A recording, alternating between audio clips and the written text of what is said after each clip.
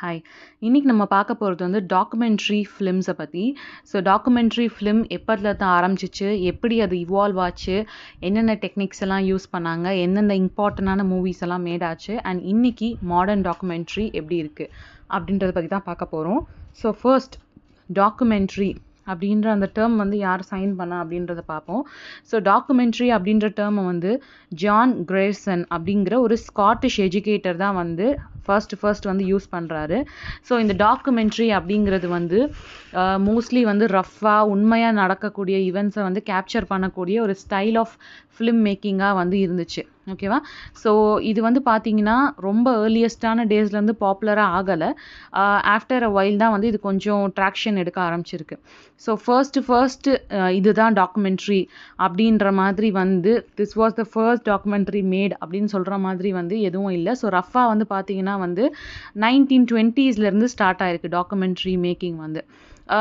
First வந்து பார்த்தீங்கன்னா ரொம்ப முக்கியமான டாக்குமெண்ட்ரிஸ் என்ன அப்படின்னு பார்த்தீங்கன்னா வந்து 1922 அமெரிக்கன் டைரக்டர் ராபர்ட் ஃப்ளாஹர்ட்டி அப்படிங்கிற ஒருத்தர் வந்து நனூக் ஆஃப் த நார்த் அப்படிங்கிற ஒரு டாக்குமெண்ட்ரி எடுத்திருக்காரு. இந்த டாக்குமெண்ட்ரி வந்து எஸ்கிமோஸ் இருக்காங்க இல்லையா, அதாவது பனி பிரதேசத்தில் இருக்கக்கூடியவங்க, அவங்களுடைய கஷ்டங்களை அந்த ஹாஸ்டைலான என்வாயர்மெண்ட்டில் அவங்க எப்படி சர்வைவ் பண்ணுறாங்க, எப்படி வந்து சாப்பாடு ரெடி பண்ணுறாங்க, எப்படி லைஃப்பை வாழ்கிறாங்க அப்படிங்கிற ஒரு ரஃப்பான ஒரு டாக்குமெண்ட்ரியாக இருந்துச்சு. அதுதான் வந்து எப்படி ஒரு டாக்குமெண்ட்ரி மூவி, ஒரு டாக்குமெண்ட்ரி ஃபிலிம் எப்படி எடுக்கணும் அப்படிங்கிறதுக்கான ஒரு எக்ஸாம்பிளாகவும் திகழ்ந்துச்சு. அதுக்கப்புறம் வந்து பார்த்தீங்கன்னா வந்து ப்ரூஸ் உல்ஃப் அப்படிங்கிற ஒரு டைரக்டர் வந்து என்ன பண்ணாருன்னா, இந்த வேர்ல்டு வார் 1 வந்து ஒரு டாக்குமெண்ட்ரி மூவியாக, not one single movie but ஒரு கலெக்ஷன் ஆஃப் ஃபிலிம்ஸாக வந்து எடுத்தார். இதை மாதிரி வந்து ஒவ்வொருத்தரும் வந்து டாக்குமெண்ட்ரிஸ் எடுக்க ஸ்டார்ட் பண்ணாங்க. அதுக்கப்புறம் வந்து பார்த்தீங்கன்னா வந்து ரஷ்யாவில் வந்து பார்த்தீங்கன்னா இந்த பால்ஷெவிக் அப்படின்ற இந்த குரூப் வந்து பவருக்கு வந்தாங்க. நீங்கள் கேள்விப்பட்டிருப்பீங்க, விளாடிமிர் லெனின் இருக்கார் இல்லையா, லெனின்ற நேம் நீங்கள் கேள்விப்பட்டிருப்பீங்க. இந்த லெனினோட ரைஸ் ஆஃப் பவர் வந்ததுக்கப்புறம் வந்து நிறையா மூவிஸ் வந்து ரஷ்யாவில் வந்து ப்ரொபகேண்டா மூவிஸ் அப்படின்னு சொல்லுவாங்க. அதாவது தங்களுடைய கருத்துக்களை பதிவு செய்கிற ஒரு விதத்தில் இருக்க மூவி. பட் ஆக்சுவலி பார்த்தா அது வந்து உண்மையாகவே இருக்காது. அதுதான் ப்ராப்பகேண்டா மூவிஸ் அப்படின்னு சொல்லுவோம். இல்லை ஹாஃப் ட்ரூத் மூவிஸ் அப்படின்னும் சொல்லுவோம். அவங்க காட்டுறது எல்லாமே ஃபுல் ட்ரூத் கிடையாது. அவங்களுடைய பாயிண்ட் ஆஃப் வியூவை வந்து சரிப்படுத்துறதுக்காக செய்ய வேண்டிய, லைக் இப்போ வந்து ஒரு கவர்மெண்ட் வந்து மக்கள்கிட்ட ஒரு கருத்தை கொண்டு போகணும்னு நினச்சாங்கன்னா அது வந்து ஃபுல் ட்ரூத்தாக இல்லைனாலும் அதை கொண்டு போவாங்க. அதுதான் வந்து ப்ராப்பகேண்டா மூவிஸ். இதை வந்து ஹாஃப் ட்ரூத்ஸ் அப்படின்னு மூவிஸ் அப்படின்னு கூட சொல்லலாம். வந்து ஜெர்மன் என்ன பண்ணாங்க அப்படின்னு பார்த்தீங்கன்னா வந்து நிறைய மூவிஸ் எடுத்தாங்க. ஃபர்ஸ்ட் ஒரு டாக்குமெண்ட்ரி மூவிஸ் அவங்க எடுத்தது என்னன்னு பார்த்தீங்கன்னா வெகேசு கிராஃப்ட் அண்ட் ஸ்கான்ஹெய்ட் அப்படின்னா வந்து ways to health and beauty அப்படிங்கிற ஒரு மூவி எடுத்திருக்காங்க. இந்த மூவி வந்து பார்த்தீங்கன்னா வந்து ஃபிசிக்கல் ஹைஜீனு, உடம்பை எப்படி வந்து பெட்டராக வச்சுக்கணும், அந்த பேரை பார்த்தாலே உங்களுக்கு தெரியும், ways to health and beauty. நம்ம வந்து நம்மளை எப்படி பெட்டராக வந்து ஆக்கிக்கணும் அப்படிங்கிறத பற்றியும், இந்த ஜிம்னாஸ்டிக்கு, dance, athletics and physical hygiene இதை பற்றி வந்து ரெக்கார்ட் பண்ணக்கூடிய ஒரு டாக்குமெண்ட்ரியாக இருந்துச்சு. ரொம்ப ஃபேமஸானது டாக்குமெண்ட்ரிஸ் அப்படின்னு வந்து பார்த்தீங்கன்னா வந்து இந்த ஜான் கிரேர்சன் இருக்கார் இல்லையா, இவர் தான் டாக்குமெண்ட்ரி அப்படின்ற டேர்மை யூஸ் பண்ணாருன்னு நான் ஃபஸ்ட்டு சொன்னேன்ல. இவர் எடுத்த மூவி வந்து ட்ரிஃப்டர்ஸ் அப்படிங்கிற ஒரு மூவி. இந்த ட்ரிஃப்டர் அப்படின்ற மூவி வந்து எதை பற்றினா நார்த் சீல இருக்கக்கூடிய அந்த ஹெய்ரிங் ஃபிஷரிங் குரூப்பை பற்றின ஒரு மூவி. ஹெய்ரிங் அப்படிங்கிறது வந்து ஒரு ரகம், ஒரு ஃபிஷர்ஸில் இருக்கக்கூடிய ஒரு ரகம். அந்த ஃபிஷிங் பண்ணக்கூடிய அந்த ஃபிஷரி குரூப்ஸ் எப்படி வந்து ஒர்க் ஆகுது அப்படிங்கிறத பற்றின ஒரு மூவி தான் இந்த ட்ரிஃப்டர்ஸ். நைட் மெயில் அப்படிங்கிற ஒரு மூவியும் வந்துச்சு. இந்த கிரேசன் எடுத்த ஒரு மூவி தான் இதுவும். இது வந்து பார்த்தீங்கன்னா எப்படி வந்து இந்த லெட்டர்ஸ்லாம் வருது இல்லை, இந்த போஸ்டல் லெட்டர்ஸ் எல்லாம் எப்படி வந்து சார்ட் அவுட் பண்ணி ட்ரெயின்ஸில் வந்து கொண்டு போகிறாங்க அப்படிங்கிற ஒரு டாக்குமெண்ட்ரி. ஓகேவா? நான் எதுக்காக வந்து ஒவ்வொரு பேரையும் சொல்லி இதை பற்றி இதுன்னு சொல்கிறேன்னா, நீங்கள் பேரை வந்து சும்மா பிளாண்டாக ட்ரிஃப்டர்ஸ், நைட் மெயில் இந்த மாதிரி சொன்னோன்னா உங்களுக்கு கஷ்டமாக இருக்கும். ஆனால் அது எதை பற்றின ஸ்டோரி அப்படின்னு சொன்னோன்னா உங்களுக்கு கொஞ்சம் ஈஸியாக இருக்கும். இப்போ நனூக் ஆஃப் த நார்த் அப்படிங்கிறது ஒரு எஸ்கிமோவை பற்றின ஸ்டோரி அப்படின்னு சொல்லும் பொழுது உங்களுக்கு அதை ஞாபகம் வச்சுக்க ஈஸியாக இருக்கும். அதுக்காக தான் வந்து அந்த பேரை மட்டும் சொல்லாமல் அது எதை பற்றின கதை அப்படிங்கிறத சேர்த்து சொல்கிறேன். ஓகேவா? ஸோ நெக்ஸ்ட் வந்து பார்த்தீங்கன்னா வந்து நிறைய பேர் வந்து டாக்குமெண்ட்ரி எடுக்க ஆரம்பித்தாங்க அதுக்கப்புறமா வந்து. ஸோ அப்போ டாக்குமெண்ட்ரி கொஞ்சம் கொஞ்சமாக க்ரோ ஆக ஆரம்பிக்குது. ஸோ ஃபர்ஸ்ட்டு வந்து பார்த்தீங்கன்னா அந்த மாதிரி க்ரோ ஆனதுக்கப்புறம் என்ன நடக்குதுன்னு பார்த்தீங்கன்னா ஸ்லோவாக வந்து எல்லாரும் தங்களுடைய ப்ரோபகேண்டா மூவிஸ், அதாவது மக்கள்கிட்ட கொண்டு போய் சேர வேண்டிய இந்த ஹாஃப் ட்ரூத் மூவிஸை வந்து ப்ரொமோட் பண்ண ஆரம்பிக்கிறாங்க.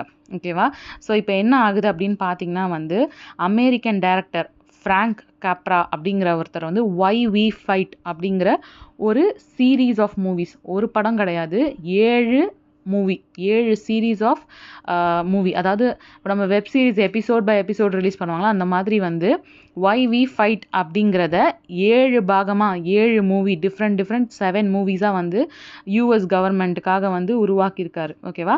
ஸோ இது யார் வந்து ப்ரொடியூஸ் பண்ணான்னு பார்த்தீங்கன்னா யூஎஸ் டிபார்ட்மெண்ட் ஆஃப் வார், அதாவது கவர்மெண்ட்டே யூஎஸ் டிபார்ட்மெண்ட் ஆஃப் வாரே வந்து இந்த மூவிஸ், இந்த 7 பார்ட்ஸ் ஆஃப் மூவிஸ் வந்து எடுக்க சொல்லி வந்து ப்ரெசென்ட் பண்ணியிருக்காங்க. ஓகேவா? ஸோ அதே மாதிரி பார்த்தீங்கன்னா பிரிட்டன் இருக்காங்க இல்லையா, இந்த பிரிட்டிஷ், இவங்க எடுத்த மூவிஸ் என்னென்னு பார்த்தீங்கன்னா லண்டன் கேன் டேக் இட் அப்படிங்கிற ஒரு மூவி. இது எதை பற்றின்னு பார்த்தீங்கன்னா இந்த நாசி வார்ஸ்லாம் நடந்துட்டு இருக்குல்ல, இந்த வேர்ல்டு வார் 2 அப்போ வந்து லண்டன் சிட்டிசன்ஸ் வந்து எவ்வளோ பிரேவான பீப்புளாக இருந்தாங்க, ஏர் ரைட்ஸ் எல்லாம் வானத்தில் அந்த ஃப்ளைட்ஸ்லாம் ரைட் போகும் இல்லையா, அது அப்போ வந்து அவங்க எவ்வளோ பிரேவான பீப்புளாக வந்து அவங்களோட லைஃப்பில் வந்து வாழ்ந்தாங்க அப்படிங்கிறதுக்கான ஒரு சின்ன டாக்குமெண்ட்ரி இது. டார்கெட் ஃபார் டுநைட் அப்படிங்கிறதும் கிரேட் பிரிட்டன் எடுத்த ஒரு டாக்குமெண்ட்ரி தான். இது வந்து பார்த்தீங்கன்னா வந்து ஒரு ஜெர்மனியில் ஒரு முக்கியமான பிளேஸை அட்டாக் பண்ண போகிறாங்க. அந்த அட்டாக் நடக்க போகும்போது அவங்க பண்ணக்கூடிய ப்ரிப்பரேஷன்ஸ் என்னெல்லாம் வந்து அந்த வார் ரூமில் நடக்குது அப்படிங்கிற ஒரு ரஃப்பான டாக்குமெண்ட்ரி தான் இது. ஸோ இந்த மாதிரி வந்து இதெல்லாம் வந்து டாக்குமெண்ட்ரியாக எடுத்திருக்காங்க. அதாவது ஒரு படம் மாதிரி ஒரு என்டர்டெயின்மெண்ட்டாக இல்லை ஒரு ரியல் லைஃப் பேஸ்டாக எடுக்காமல் கவர்மெண்ட் வந்து அவங்களுடைய ட்ரூத்ஸை வந்து மக்கள்கிட்ட கொண்டு போகிறதுக்காக வந்து டாக்குமெண்ட்ரிஸ் எடுக்க ஆரம்பித்தாங்க.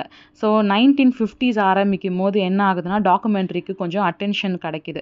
அப்போ வந்து இந்த மாதிரி கவர்மெண்ட் சார்ந்து எடுக்காமல் ஒரு மனுஷனை சார்ந்தோ அவனோட டெய்லி எக்ஸ்பீரியன்ஸை சார்ந்தோ டாக்குமெண்ட்ரிஸ் இருக்கணும் அப்படிங்கிறதுக்காக வந்து அதை நோக்கி டாக்குமெண்ட்ரிஸ்லாம் எடுக்க ஆரம்பித்தாங்க. ஓகேவா? ஒரு முழு கவர்மெண்ட்டுக்காக எடுக்காமல் ஒரு மனுஷனோட லைஃப்பை ஃபோக்கஸ் பண்ணி எடுக்கணும் அப்படிங்கிறது வந்து 1950ஸ்க்கு மேலே தான் வந்து அவங்களுக்கு தெரிஞ்சிச்சு.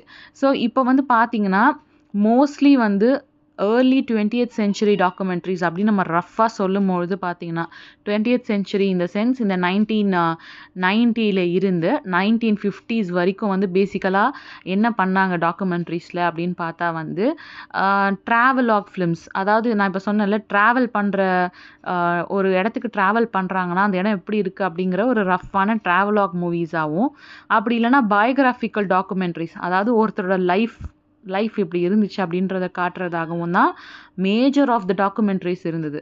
இதுக்கு அடுத்து என்ன மேஜரி அவங்க சப்ஜெக்ட்ஸ் எடுத்தாங்க அப்படின்னு பார்த்தா வந்து இந்த ப்ராப்பகேண்டா மூவிஸ்னு சொல்கிறோம் இல்லையா, ஹாஃப் ட்ரூத் மூவிஸ் நிறைய எடுத்தாங்க கவர்மெண்ட்ஸ்லாம். ஸோ இதை தான் வந்து தீமாகவே இருந்திருக்கு டாக்குமெண்ட்ரிக்கு. என்னென்னு பார்த்தீங்கன்னா travelogues, biographical kind of themes, அதுக்கப்புறம் வந்து இந்த மாதிரி ப்ராப்பகேண்டா மூவிஸ். இதுதான் வந்து early 20th century, first half of the 20th centuryயில் டாக்குமெண்ட்ரின்னு எடுத்தாலே இந்த 3 தான்.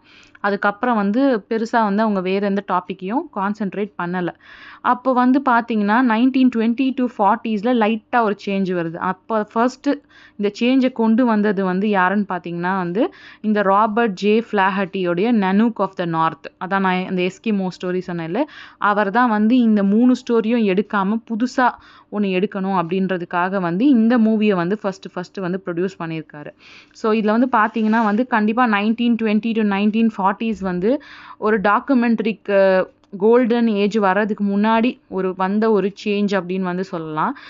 நிறைய சவுண்ட் எஃபெக்ட்ஸு, ஸ்பெஷல் எஃபெக்ட்ஸ்லாம் வந்து க்ரியேட் பண்ண ஸ்டார்ட் பண்ணாங்க டாக்குமெண்ட்ரி மூவிஸில். ஸோ வந்து அதே மாதிரி பார்த்தீங்கன்னா நெக்ஸ்ட்டு ஸ்டெப் அவங்க என்ன எடுத்தாங்கன்னா சிட்டி சிம்ஃபனி ஃபிலிம்ஸ் அப்படின்னு வந்து சொல்கிறாங்க.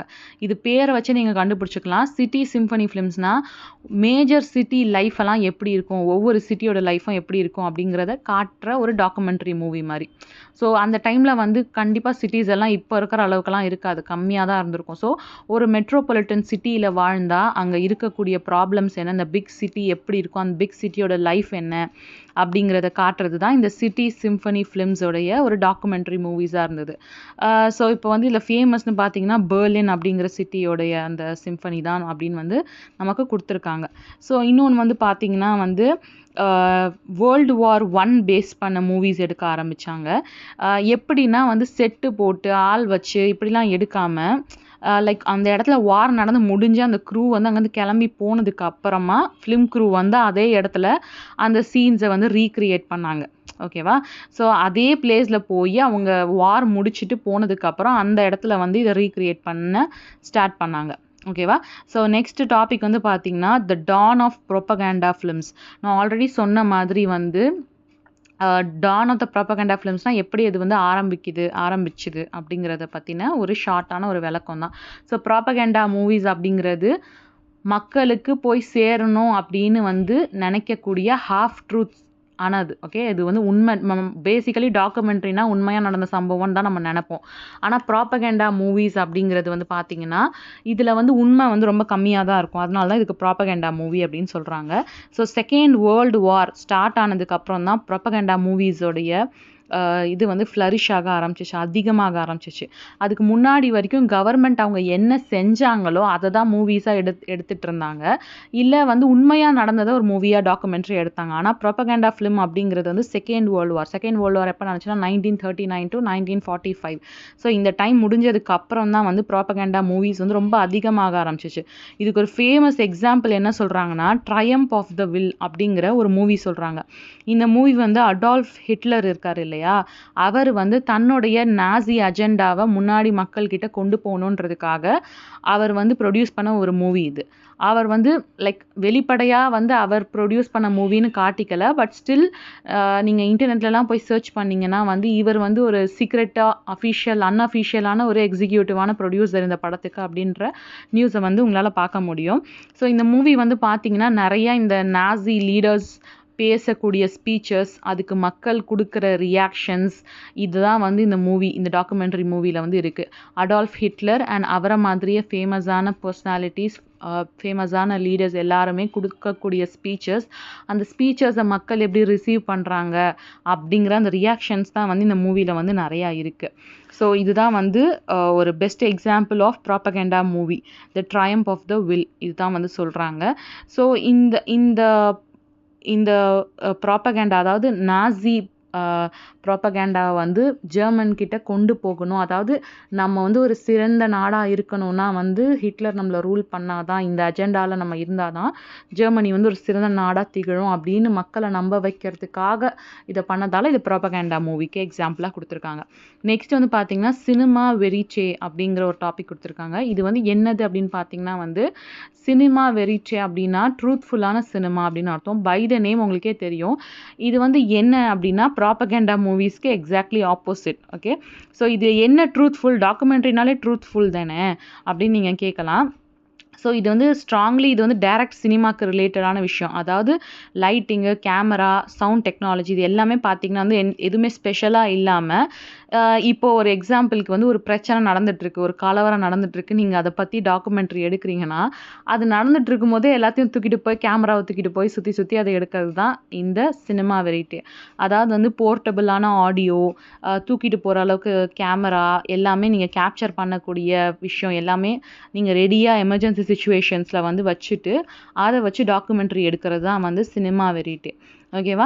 ஸோ நீங்கள் பேசிக்கலாக யாரோ ஒருத்தரை ஃபாலோ பண்ணுறீங்க எமர்ஜென்சி சுச்சுவேஷனில், அவங்க பேசுகிறது, அவங்களோட ரியாக்ஷன்ஸ் எல்லாத்தையும் கேப்சர் பண்ணுறீங்க. அதுதான் வந்து இதில் ரொம்ப முக்கியம். ஸோ இது வந்து பார்த்தீங்கன்னா இத்தனை நிமிஷம் தான் இருக்கும் அப்படிங்கிறதுக்கான கணக்கு கிடையாது. இதில் நிறைய எடிட்டிங் இருக்கும். பிகாஸ் நம்ம ஒருத்தரை சுற்றி வீடியோ எடுக்கும்போது எமர்ஜென்சி மட்டும் வராது, அவங்க லைஃப்பில் நமக்கு தேவையில்லாத சின்ன பெரிய விஷயங்கள் எல்லாத்தையுமே நம்ம ரெக்கார்ட் பண்ணிட்டு தான் இருப்போம். இதில் பயங்கரமாக வந்து ஃபிலிம்ஸ் வேஸ்ட் ஆகும் and also lot of editing தேவைப்படும். ஸோ இந்த மாதிரி சினிமா வெரைட்டி கைண்ட் ஆஃப் மூவிஸில் வந்து எடிட்டர் இருக்காங்க இல்லையா, எடிட்டருக்கு நிறைய வேலை இருக்குமா. அதனால எடிட்டர் வந்து கோ டைரக்டர்னு சொல்லுவாங்களாம். அந்த அளவுக்கு எடிட்டருக்கு வேலை இருக்கும் இந்த மூவிஸில் அப்படின்னு சொல்கிறாங்க. இப்போ மாடர்ன் டாக்குமெண்ட்ரிஸ் என்னன்னு உங்களுக்கு தெரியும். இப்போ வரக்கூடிய டாக்குமெண்ட்ரி மூவிஸ் பற்றி தான் வந்து மாடர்ன் டாக்குமெண்ட்ரிஸ் அப்படின்னு சொல்கிறாங்க. ஸோ இப்போ வந்து பார்த்தீங்கன்னா வந்து நரேட்டிவ் ஸ்டைல் டிஃப்ரெண்ட்டாக இருக்குது. ஃபர்ஸ்ட்லாம் வந்து டாக்குமெண்ட்ரி ஓடும்போது பின்னாடி கமெண்ட்ரி மாதிரி வந்து ஸ்டோரிஸ்லாம் சொல்லுவாங்க, நீங்கள் பார்த்துருப்பீங்க. அதே மாதிரி வந்து கீழே சப்டைட்டில்ஸோட பேக்ரவுண்டில் வந்து பேசுகிறவங்க, ஒரு ரேடியோவில் யாரோ பின்னாடி பேசுகிற மாதிரியும் முன்னாடி வந்து விஷயங்கள் நடக்கிற மாதிரியும் இருக்கும். இப்போ காலம் போக போக டாக்குமெண்ட்ரி எப்படி வருதுன்னா, டாக்குமெண்ட்ரி மூவி ஓடிட்டே இருக்குது, டக்குன்னு நடுவில் கட் ஆகி அந்த பர்சன் யார் இருக்காங்களோ அவங்க உள்ளே வந்து கமெண்ட்ரி கொடுக்குறாங்க. நான் வந்து இப்படி நடக்கும்னு நினச்சேன், இதை நினச்சி பயந்தேன், அந்த மாதிரி வந்து நடுநடுல அந்த பர்சனே கேமரா முன்னாடி வந்து கமெண்ட்ரி கொடுக்குறாங்க. ஸோ இன்னைக்கு டாக்குமெண்ட்ரி வந்து பாலிடிக்ஸ்ல இருந்து, கிரைம்ல இருந்து, ஒரு ட்ரூ லைஃப் இன்சிடென்ட், வித்தியாசமான ஒரு ட்ரூ லைஃப் இன்சிடென்ட் வரைக்கும் எல்லாத்தையுமே டாக்குமெண்ட்ரி மூவிஸ் இன்னைக்கு கவர் பண்ணிட்டு தான் இருக்காங்க.